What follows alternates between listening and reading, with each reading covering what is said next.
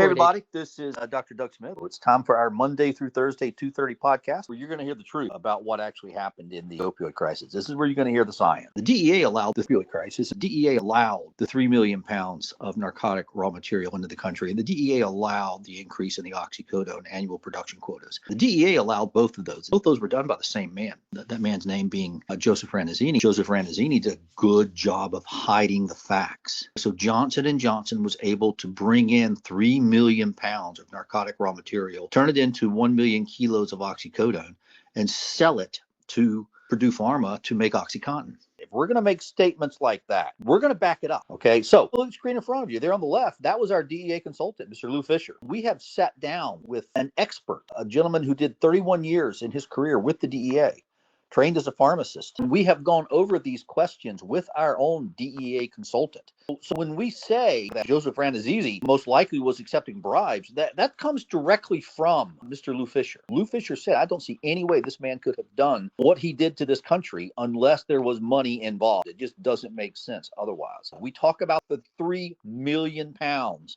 of narcotic raw material that was, we believe, illegally imported. We believe it was imported in defiance of the law. We know it was imported from Australia. We know exactly where it came from.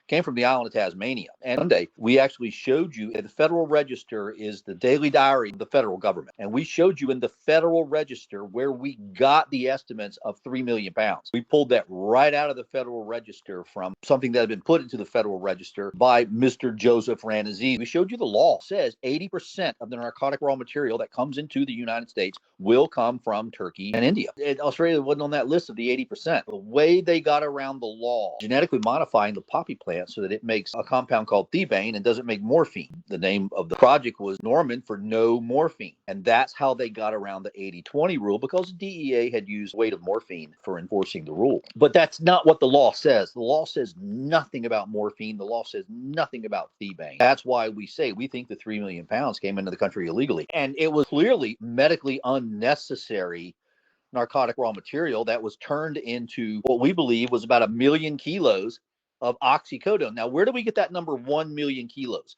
Look at the right-hand side of your screen. Now, we pulled this right off of Senator Durbin's website, and he pulled it right off of the DEA numbers. Those references at the bottom of the graph there. One, on the left-hand side, it says DEA, and on the right-hand side, it says Senator Durbin. You go year by year, and you add it up, and it's 1 million kilos of oxycodone. Now, it wasn't all done in 1 year. The 3 million pounds of narcotic raw material illegally imported from Australia didn't come into the country in 1 year. Okay, this was spread out over time, okay? But that was brought into the United States, we believe, in defiance of the 80-20 rule. As you can see, the DEA allowed massive increases in production. Look at how those graphs went up. Folks, you are looking at the opioid crisis. Okay, you want to know what happened? You want to know where it came from? You're looking at it.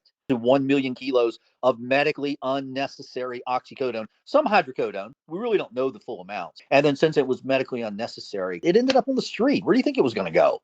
Patients and doctors and hospitals didn't need it. It was medically unnecessary. So it went to the street.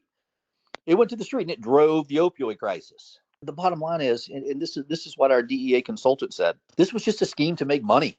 Doctors weren't asking for this. Patients weren't asking for this. Hospitals weren't asking for this. This was just a scheme to make money. Okay, they genetically modified the poppy plant and got around the 80-20 rule, brought in 3 million pounds of narcotic raw material, turned it into 1 million kilos of oxycodone, and sold it. That's what drove the opioid crisis. There it is right there.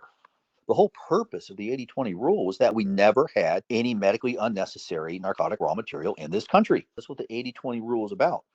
Okay, the risk to the public was recognized as a pile of medically unnecessary narcotic raw material. All the rules, all the safeguards, all the safety precautions were to make sure we never had a pile of medically unnecessary narcotic raw material in this country. That's why this 3 million pounds of medically unnecessary narcotic raw material coming into the country from the island of Tasmania, grown by Tasmanian Alkaloid, a known division of Johnson & Johnson. That's why it was so devastating. It was not medically necessary. So it went to the streets and drove the opioid crisis. Okay, so folks, come and listen to our podcast. You will hear the truth. We'll show you the numbers. We'll show you the graphs. You may not like what we say, but you can't tell us we're not saying the truth. Ask yourself this. We're going to hold here today. Look at that graph going up. Look at the years. Think about the years of the opioid crisis. The overdose deaths really started going up in 2006. Normally, what the DEA has done in the past is they cut back on production. It's what they did with when amphetamines, medical amphetamines were diverted in the 1970s. DEA cut back on production. That's what they did when Quaaludes, methaqualude was diverted to the streets back in the 1980s. Okay, DEA cut back on production. Okay, jump ahead to the opioid crisis. Opioids being diverted to the street. What happens? DEA massively increases production. Who did that? Joseph Ranazizi, the same man that allowed 3 million pounds of narcotic raw material into the country, is the same man that allowed those graphs you see in front of you with those massive increases in production year after year. So we'll hold here for today. Everybody have a great afternoon. Don't forget to like and subscribe us. Don't forget to post this podcast on your social media, everybody else's social media. Don't forget to send Alex a thank you note, and we will see y'all tomorrow. Bye-bye.